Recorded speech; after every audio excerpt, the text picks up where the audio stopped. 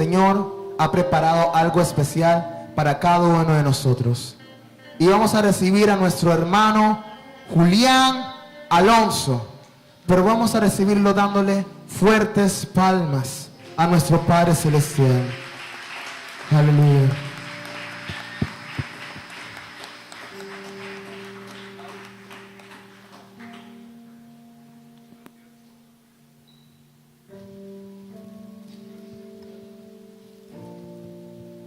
Sí. Gracias a la linda ciudad de Colón. Soy un colosense más, un colonense, porque me dijeron que era colosense, ¿no? Muchas gracias. Bueno, verlos otra vez a todos.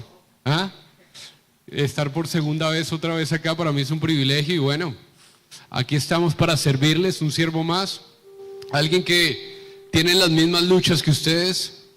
Alguien que también lucha con buscar a Dios todos los días y tiene luchas también con los pecados, pero aquí estamos para servirles. ¿Ok? Listo, vamos a comenzar. ¿Se pueden sentar? Muchas gracias. Ok, mire, vamos aquí, estamos en el 2018. 8 años antes, ¿usted qué estaba haciendo 8 años antes? Trate de hacer un poco de memoria. ¿En dónde estaba usted? De pronto algunos de sus hijos ni siquiera habían nacido, algunos jóvenes o adolescentes, pues estaban muy chiquitos, no recuerdan, pero en el 2010, a las 2:30 p.m. del 5 de agosto, en Chile, en el desierto de Acatama. Yo me acuerdo que en esa época no estaba tan globalizado el internet, no existía tantas redes sociales como hay ahora. Sin embargo, había internet, ¿verdad? Hace 8 años. No recuerdo bien si teníamos celulares tan inteligentes como los de ahorita, pero ya nos había llegado el futuro con toda. Tampoco es que somos muy viejos, ¿sí o no? El caso es que hace 8 años pasó un incidente vital que tal vez usted lo recuerda. Levante la mano quien lo recuerda. Mire, fue muy parecido a la noticia que vimos esta semana de los jugadores de fútbol, de los niños rescatados de una cueva en Tailandia. ¿Alguien ya más o menos recuerda? Ok. ¿Los qué? Los mineros. Muy bien. Los mineros de Chile, 33 mineros quedaron atrapados. Vamos a hacer de cuenta que usted no se va a acordar de ese incidente, simplemente yo le voy a contar cómo fue el paso a paso. De repente todos salieron a trabajar y haga de cuenta, más o menos 10 pisos bajo tierra, quedaron atrapados estos 33 hombres, en medio de un desierto, en medio de una mina. Cámbiame la... Mari, porfa. La siguiente. Ok. Cuando empezó a derrumbarse todo, lo primero que pasó, obviamente, hubo algo que aconteció abajo de la tierra, pero arriba el escenario era totalmente distinto. El presidente actual era Sebastián Piñera, era el presidente de Chile en ese entonces. Y lo primero que mandó a colocar fue una cruz en la parte superior de la tierra, como símbolo de condolencia a las familias, porque acuérdese, usted y yo sabemos que la historia termina con que los 33 mineros fueron rescatados, ¿sí o no? Pero como yo le estoy contando algo donde le dije, hagamos de cuenta que no nos acordamos, entonces arriba en la superficie en ese entonces colocaron una cruz porque creían que los mineros no iban a salir con vida o ya estaban muertos. Entonces era una señal de condolencia en ese momento. 10 pisos bajo tierra. Sin embargo, la presión era tanta que trataron de iniciar la búsqueda, contrataron un montón de taladros y perforadoras para tratar identificar dónde estaban los mineros bajo tierra. Era muy distinto a la cueva de los chicos que les aconteció lo de Tailandia. Porque en la cueva había ductos de agua donde podían penetrar los buzos. Aquí simplemente un taladro, una sonda que era como una especie de cable que trataba de identificar si estaban o no estaban, porque no tenían las coordenadas exactas. Sin embargo, 17 días después, mire, 17 días después, imagínense que usted y yo nos quedáramos 17 días atrapados. Los primeros días, obviamente todos vamos a hacer fuerza, vamos a tratar de racionar los alimentos, pero a medida que va pasando el tiempo, va llegando la oscuridad. ¿Sí o no?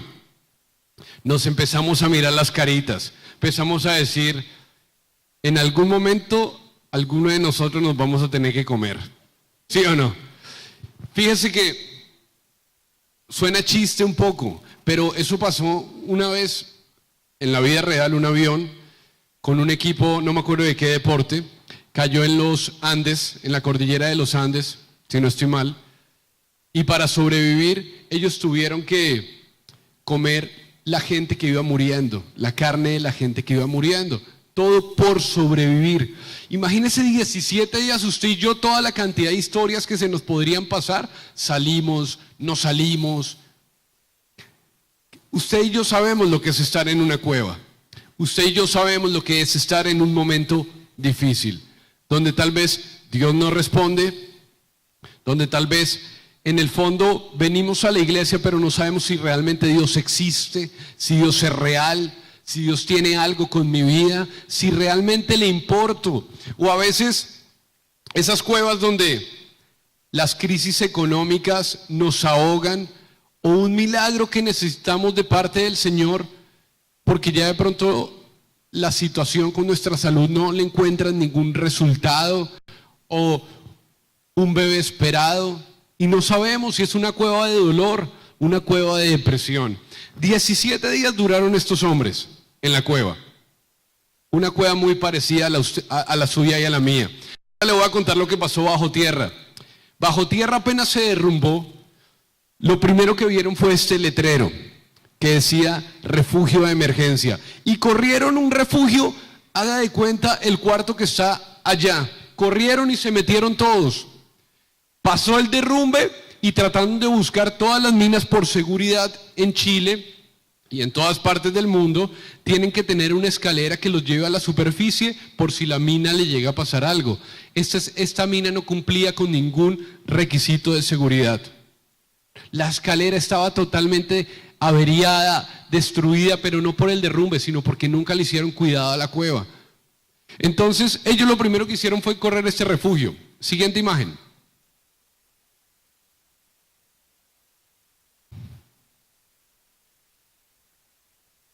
¿Sí pasó?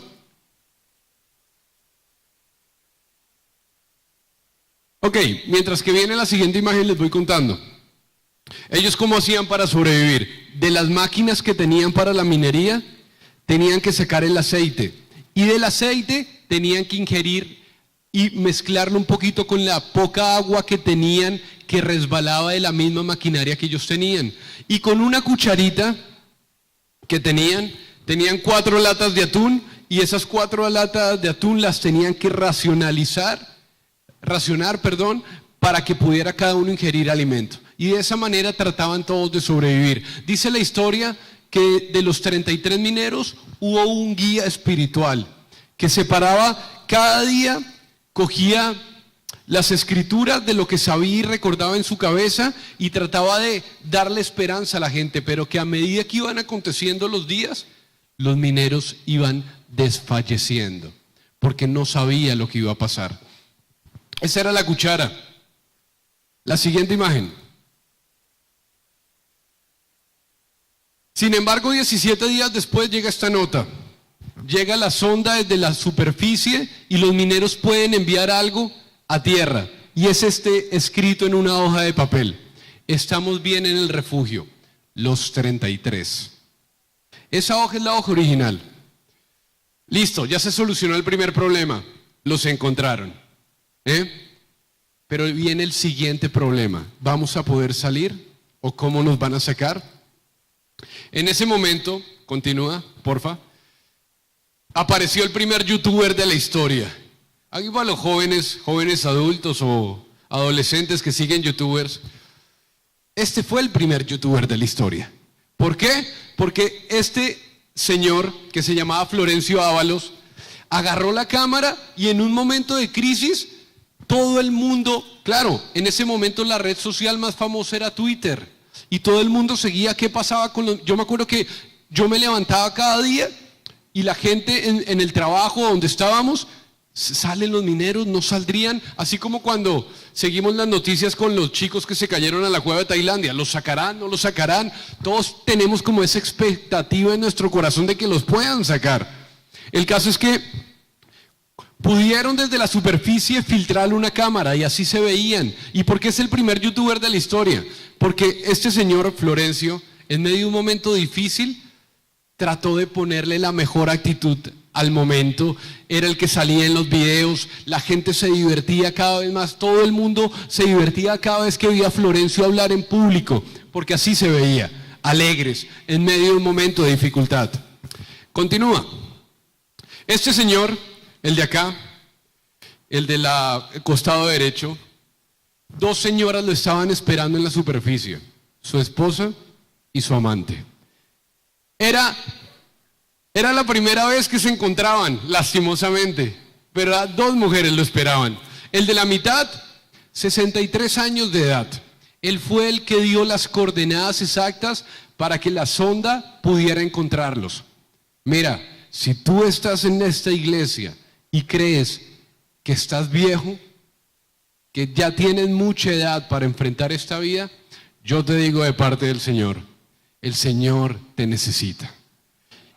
Y mientras estás vivo, es porque te necesita y quiere hacer algo contigo. El de acá era el jefe de todos y la NASA fijó los ojos sobre él porque desarrolló una capacidad de liderazgo tan importante abajo de esa cueva. En fin, esto simplemente son anécdotas de lo que pasaba abajo, porque yo les hablé de 33 personas, pero cada persona tiene una historia.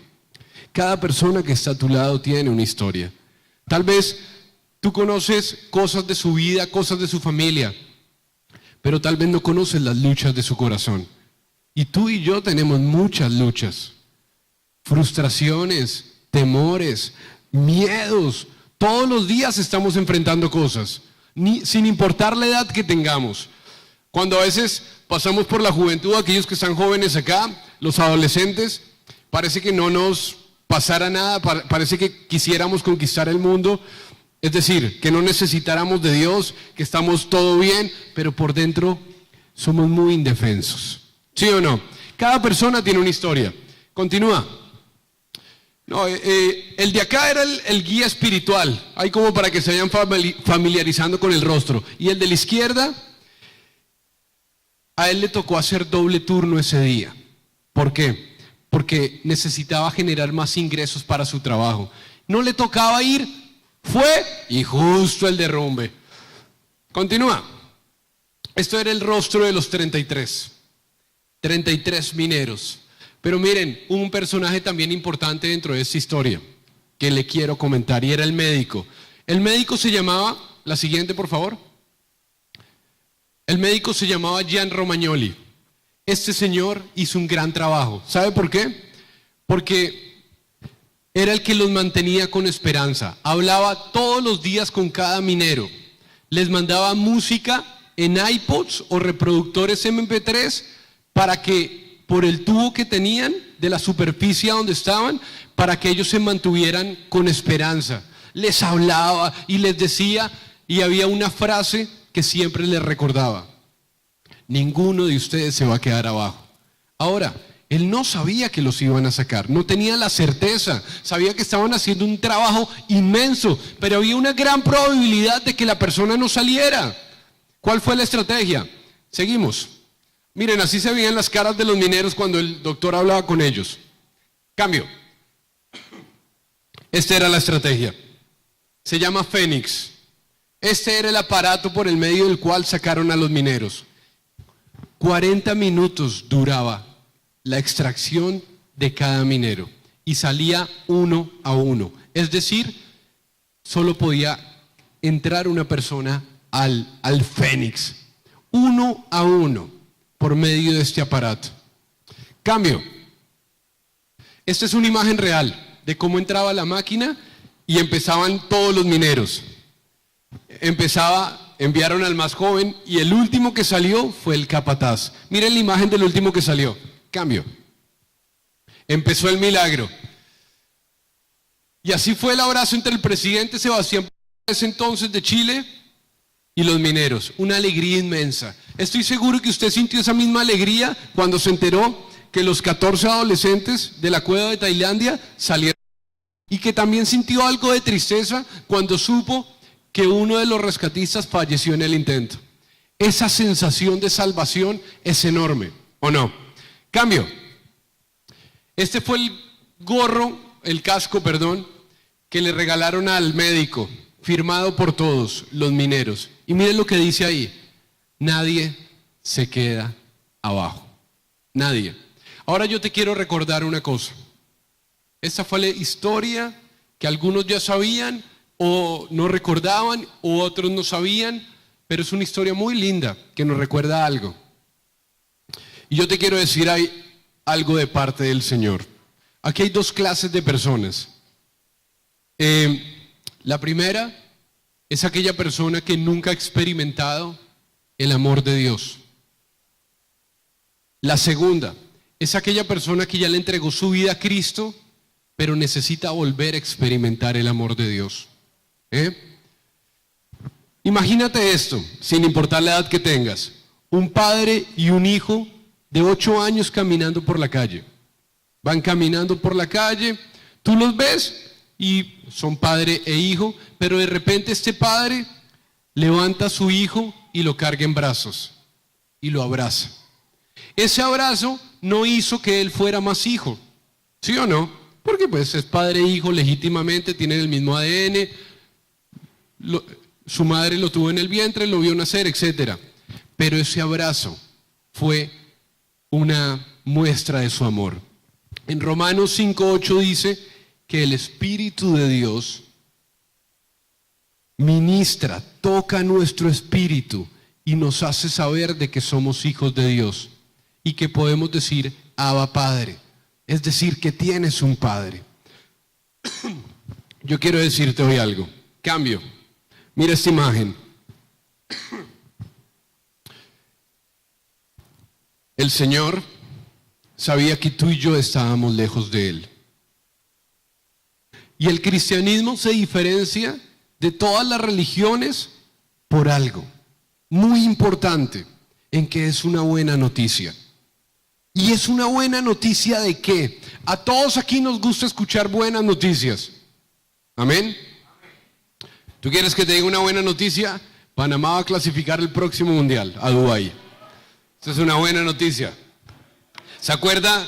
En 4 años. Qatar, qué pena, gracias. ¿Te acuerdas cuando Román Torres hizo el gol y clasificó Panamá a Rusia? Esa era una buena noticia.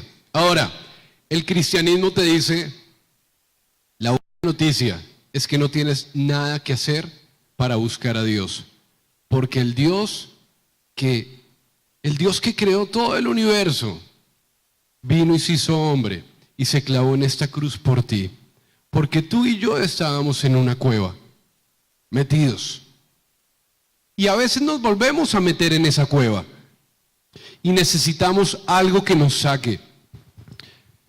Si tú necesitas experimentar el amor de Dios hoy, yo te quiero recordar, en el nombre de Jesús y con el poder del Espíritu Santo, que eres un hijo de Dios.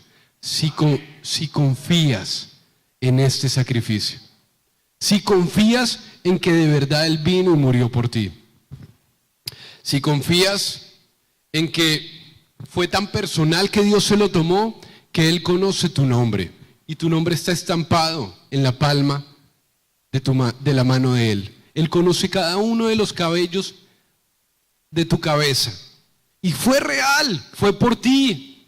Es en serio, esto pasó.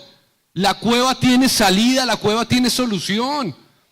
Tal vez tú, como te decía, tú ya habías confiado en Cristo, pero tu corazón está lejos de Él y estás enredado teniendo una doble vida, una vida aquí en la iglesia, pero una vida en tu intimidad que te lleva a destruirte con cosas que haces, con mentiras, con inmoralidad sexual, con muchas cosas que nos destruyen. Pero yo quiero que te acuerdes no de lo que estás haciendo ahorita, sino de lo que Él hizo por ti. Esto fue por ti, te sacó de la cueva. Esa es la buena noticia. La buena noticia es que tú importas y tú vales. Miren, tuve el privilegio de compartir unas vacaciones con mi esposa el año pasado en un país de Centroamérica, donde había gente de muchas partes del mundo. Y la verdad, yo me sentaba en un momento y solamente miraba a la gente. Y yo decía, yo soy un privilegiado, porque habiendo tanta gente en este mundo, yo tengo la posibilidad de que por medio y por gracia del Espíritu de Dios, esto fue real para mí. Y yo veía a la gente, veía los rostros, la gente, cada uno con sus vidas, ¿verdad? Y yo decía, ¿y si tuvieran ese regalo que yo tengo? Porque ese regalo define tu vida aquí en la tierra y tu vida en la eternidad. Yo te quiero decir hoy que hoy vales, que hoy importas, que de verdad esto fue en serio por ti. Que de verdad Cristo, si hubiera tenido que venir por uno solo de nosotros, lo hubiera hecho. Valemos mucho más de lo que imaginamos. No importa en qué hogar hayas nacido, si creciste en un hogar donde te dijeron que nunca importabas, a Él le importas. Nosotros tenemos dos posiciones en la vida. O vivimos como víctimas, o vivimos queriendo confiar en lo que Él dice acerca de nosotros. Amén. Tú importas. Y hoy te quiero decir que el Espíritu Santo diga a tu espíritu que eres hijo de Dios, que te abraza y que dice, tú vales.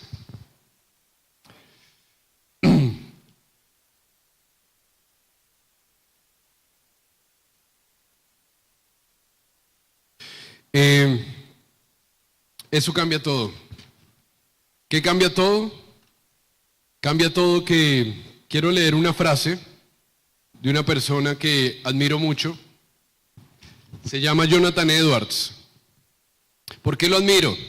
Porque tenía 13 años cuando conoció al Señor. ¿Cuántos aquí tienen 13 años? Levanten la mano. 13, 14 o 15. ¿Hay alguien acá?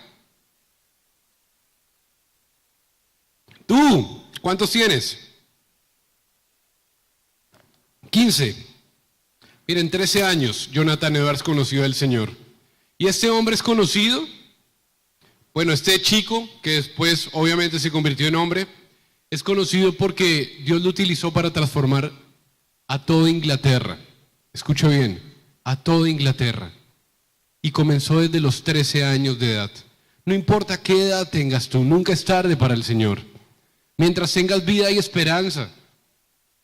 Si Dios utilizó a alguien para transformar toda Inglaterra, ¿cómo Dios no puede utilizar a alguien para transformar a todo Panamá por medio de Colón? Yo les quiero dar esa esperanza y yo vivo en Colombia. Y yo todos los días de mi vida, Señor, mientras esté en esta tierra, voy a cambiar a mi Colombia. Y yo te quiero decir, mientras estés en esta tierra, tú vas a cambiar a tu Panamá. Amén. Y mire lo que decía Jonathan Edwards. Hasta que no entiendas que Él te ama como lo más preciado, todo lo que hagas será por egoísmo. Si no entendemos que su amor nos llena completamente, todo servicio será por egoísmo. Es decir, si tú no entiendes que Él murió por ti y que Él te ama con todo su corazón, todo lo que construyas en esta vida se hará para formar un ídolo. ¿Y para formar qué ídolo? Tú mismo. Y tú y yo no podemos con esa carga. Los ídolos nos destruyen, los ídolos nos consumen. No podemos tener la fama cuando queremos tener esa fama para mostrarnos a nosotros y exaltarnos a nosotros, es una carga muy pesada, porque tú y yo como seres humanos no estamos diseñados para tener esa fama o esa gloria de Dios. Amén. Nosotros estamos diseñados para vivir para la gloria del Señor. Y te lo voy a traducir de esta manera. Comamos o bebamos, hagas lo que hagas, como decía el apóstol Pablo, hazlo todo para la gloria de Dios. Si estás en un momento de fracaso, vive para la gloria de Dios. Si estás en un momento de éxito, que sea para la gloria de Dios. ¿Y qué es? Que tú sabes de dónde saliste. Tú y yo tenemos algo en común. Fuimos sacados del mismo hoyo, ¿o no? ¿Y cuál era el hoyo? Que tú y yo estábamos lejos de Dios. ¿Sonido? Y si tú en este momento estás luchando con algún pecado, mira a la cruz. El poder de esa cruz es mucho más grande que el poder de tu pecado. Porque donde abundó la gracia, donde abundó el pecado, sobreabundará ¿qué? ¿Sobreabundará qué? La gracia. Entonces, sin importar la edad que tengas, yo quiero que entiendas este amor y que Él te ama. Quiero leerles este versículo, Juan 17, 5, 15, 18.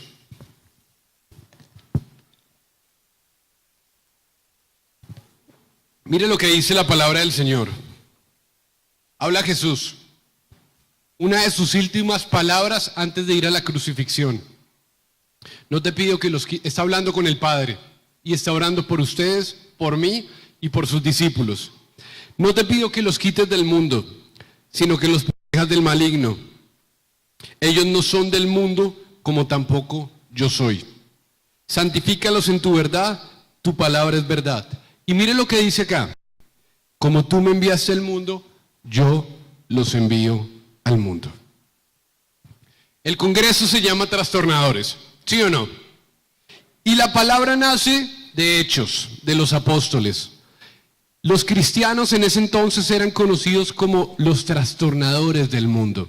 Pero ¿por qué? ¿Qué era lo que tenían que trastornaba el ambiente por donde estaban? Era el mensaje de la cruz. Era que tú y yo necesitamos un cambio de corazón.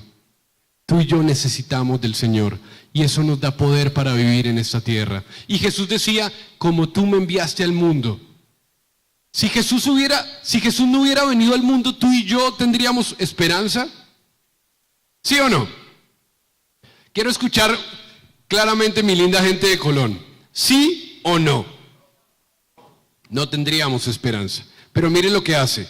Como tú me enviaste al mundo, yo los envío al mundo. Tú y yo somos enviados. Y sabe, la palabra enviado, en latín, ¿sabe lo que significa? Significa misión. Missio. Viene del latín missio, que significa misión. En el momento que tú y yo experimentamos el amor de Dios, como en este momento, tú siempre has sido fiel, Dios. Tú nunca te apartarás de mí. Yo te envío al mundo. Es decir, Señor, yo tengo muchas luchas con mi pecado. A mí todavía me cuesta salir de la fornicación. Todavía me cuesta dejar de mentir. Todavía me cuesta los ídolos que tengo en mi corazón. Yo no sirvo para ser enviado. Pero el Señor te dice, yo te envío. Y poco a poco, por medio del poder de mi Espíritu Santo, si tú sigues confiando en mí, te voy a ir cambiando. Y te voy a ir moldeando. Porque yo te he dado un corazón nuevo. El profeta Ezequiel dice que Él cambia nuestro corazón de piedra y nos coloca un nuevo corazón. ¿Sí o no? Amén. Entonces, Él te envía. Y fíjese, Él te envía ¿para qué? Para que tú sirvas a otros. Para que donde estés, seas luz en medio de la oscuridad. Cuando Dios se encontró con Abraham, ¿qué le dijo? Vete y deja ¿qué? Tu parentela y la tierra donde estás y ve a la tierra que yo te mostraré. Se encontró con Dios y lo envía. Tú eres rescatado por Dios, ya te envió una misión. Cuando se encontró con Moisés en la zarza ardiente, la zarza ardía, ¿y qué le dijo? Moisés se encontró con Dios, bajó fuego del cielo, mejor dicho, Dios sanó el corazón de Moisés, ¿y qué le dijo? Ve a donde ¿quién? a donde el faraón. Porque cristianismo real es movimiento. A Pedro, Padre, cuando tuvo esa conversación después de la resurrección, le dijo: Pedro, apacienta mis ovejas. Yo te envío a mis ovejas, cuida a mis ovejas. Yo te perdoné, yo te amé, pero ahora te quiero en servicio. Tú eres enviado. Dios no solamente nos ama y nos da una nueva identidad, sino también nos da un nuevo trabajo. Yo no sé qué profesión tienes, ni sé en qué grado del colegio o en qué semestre de la universidad estás, pero tú eres enviado allí donde estás. No sé qué ministerio sirves en la iglesia, pero tú eres enviado ahí donde estás. Tú eres importante. La gente del mundo está desesperada por sentirse importante por medio de lo que hace. Consigue el mejor trabajo, tiene el salario más grande de todos y se sienten vacíos. Se dan cuenta que eso no llena el corazón del hombre, porque realmente lo que llena el corazón del ser humano es Cristo. Y con esto yo no te estoy diciendo que no busques ni pelees por tus sueños. Yo estoy diciendo que comiences por la cruz. El Señor colocará los sueños. ¿Amén? Ok.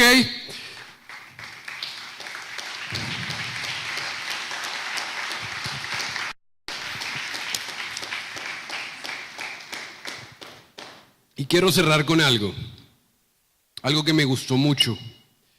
Y es, a mí el apóstol Pablo, cada vez que tengo la oportunidad de leer alguna de sus epístolas, yo les digo a los jóvenes adultos, a los adultos y a los que se creen viejos: amen este libro y nunca dejen de amarlo. El Señor los guiará por acá. A los jóvenes y adolescentes, leer esto, como decimos en Colombia, tiene flow.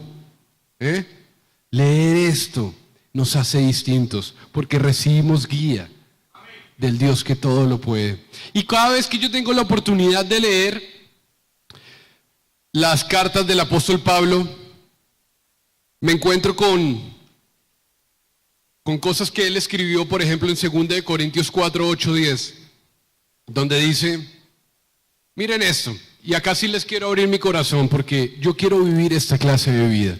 Y todos los días lucho para no estar desenfocado. Todos los días lucho con mis temores, lucho con mis miedos. Pero estamos en guerra. Y Satanás, nosotros nos vamos a convertir, y somos la peor pesadilla de Satanás cuando empezamos a confiar en Dios. Y mira lo que dice el apóstol Pablo en 2 Corintios 4, 8, 10. Nos vemos atribulados en todo, pero no abatidos. ¿Alguna vez has estado atribulado? ¿O estás atribulado en este momento? Perplejos, pero no desesperados. Perseguidos, pero no abandonados. Derribados, pero no destruidos. El apóstol Pablo era inquebrantable. Inquebrantable por afuera, inquebrantable por adentro. En su vida recorrió 16,000 kilómetros en 30 años para llevar el mensaje del evangelio por donde iba. Sus últimas cartas, las cartas de Efesios, Filipenses, Colosenses y Filemón, las escribió en la cárcel. ¿Saben cómo fue la muerte del apóstol Pablo? Lo torturaron y lo decapitaron. ¿Y saben cuál fueron sus últimas palabras? He peleado la buena batalla, me he mantenido en la fe. Traducción al día de hoy: no he dejado de confiar en ese amor. Y por donde quiera que Dios me lleve, voy a llevar el mensaje del evangelio, en medio de persecución o en medio de paz. Yo te hago una pregunta. Si tú vivieras en la época del apóstol Pablo, ¿te perseguirían por tu cristianismo? ¿O simplemente serías un cristiano nominal más? Un cristiano que solamente es de nombre. ¿O tu vida de verdad sería con poder? ¿Qué clase de cristiano? ¿Sabe cómo alumbraban las calles en esa época, en la época donde murió el apóstol Pablo? Las calles de Roma. bajo el emperador Nerón, las alumbraban con los cristianos que eran perseguidos y quemados, y así alumbraban las calles de Roma. Pero esa gente moría feliz, sabiendo que su vida no terminaba ahí, que su vida tenía una eternidad con Dios. La vida no tiene sentido si se vive lejos de Dios. Podrás alcanzar todo, pero te darás cuenta que, como decía Jesús, ¿de qué le sirve al hombre ganar el mundo entero si pierde la vida? Yo necesito tener el valor que tiene el apóstol Pablo. Yo necesito tener las agallas que tenía ese hombre para no desmayar en medio de una sociedad corrupta, en medio de un pueblo cristiano en Latinoamérica, porque no solamente pasa en Panamá, donde todos pelean por ser el mejor o pelean por ser el mejor predicador o la mejor cara bonita del evangelio.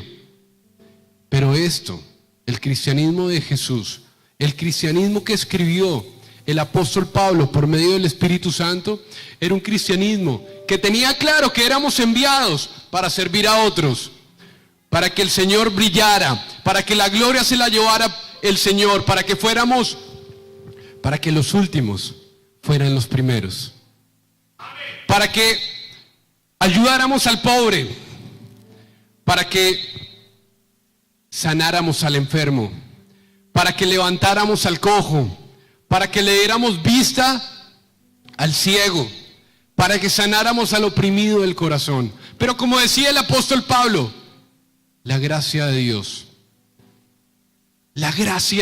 que habita en mí, porque ya no vivo yo, sino que Cristo vive en mí. Y esa gracia que Él me concedió no fue infructuosa.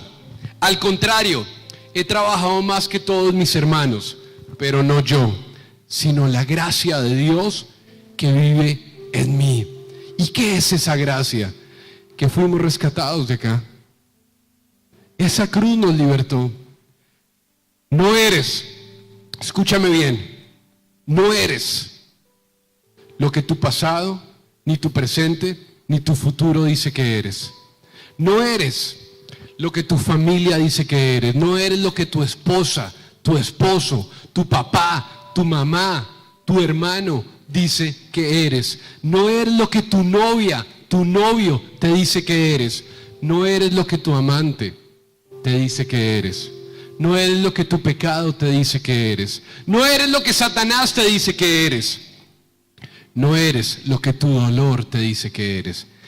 Eres lo que Jesús te dice que eres.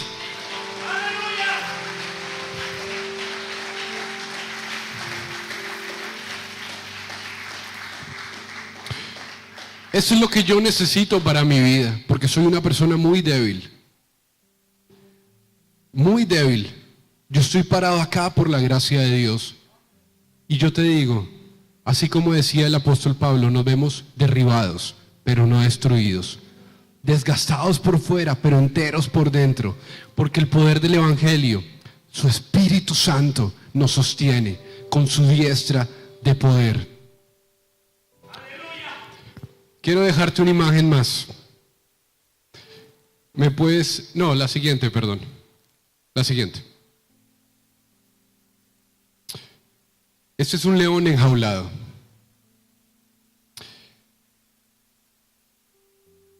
Este es el hábitat normal de un león. ¿Es lo normal que un león esté en una jaula? No, es la selva. Lo normal para una persona que ha confiado en Cristo y que sabe que Cristo lo rescató, Cristo murió por ti para que fueras una persona peligrosa. Ese es tu hábitat. ¿Peligrosa para qué?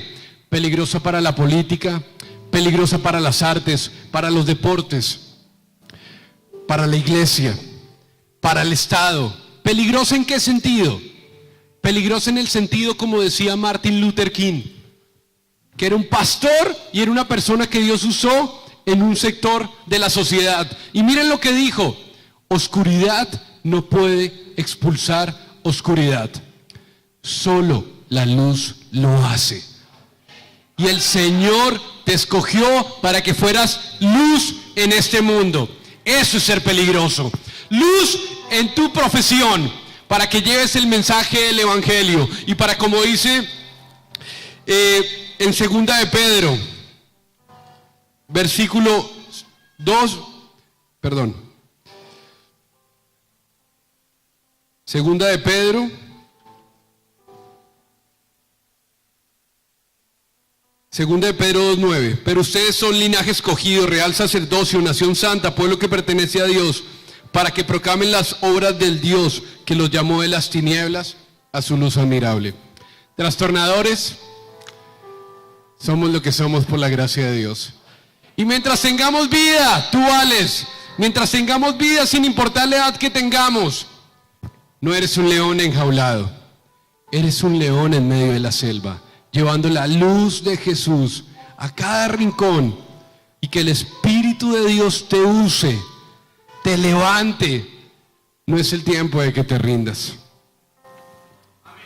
Es el tiempo de que tus rodillas estén delante del Señor, porque Él está en medio de ti como poderoso gigante. No desmayes. Dios quiere hacer algo con Colón. Dios quiere hacer algo con Panamá, con una persona que se disponga y que sea un terco de corazón y que no le tenga miedo a morir. Así como el apóstol Pablo, Dios se glorificará en él. Dios se glorificará en nosotros. Señor, yo te doy gracias en este momento por cada persona que hay acá. Yo te pido que tú la bendigas, Señor, que tú los guardes y que tú los protejas. Te pido, Señor, que tu Espíritu Santo ministre su corazón y les haga saber de que son hijos tuyos, porque han confiado en tu sacrificio en la cruz del Calvario. Porque ellos son no lo que el mundo les dice, ellos son lo que tú dices que son. Y tú has dicho de ellos que son los hijos amados de Dios, valientes para ser peligrosos en un mundo de dolor, para ser peligroso para el reino de las tinieblas, para ser peligroso por donde quiera que vayan, para ser peligrosos, ya que la luz disipa toda oscuridad. Yo los bendigo, Señor, y así como tú me enviaste a mí, Señor, yo los envío al mundo, Señor, para que tú te glorifiques en medio de ellos. En el nombre de Jesús, amén.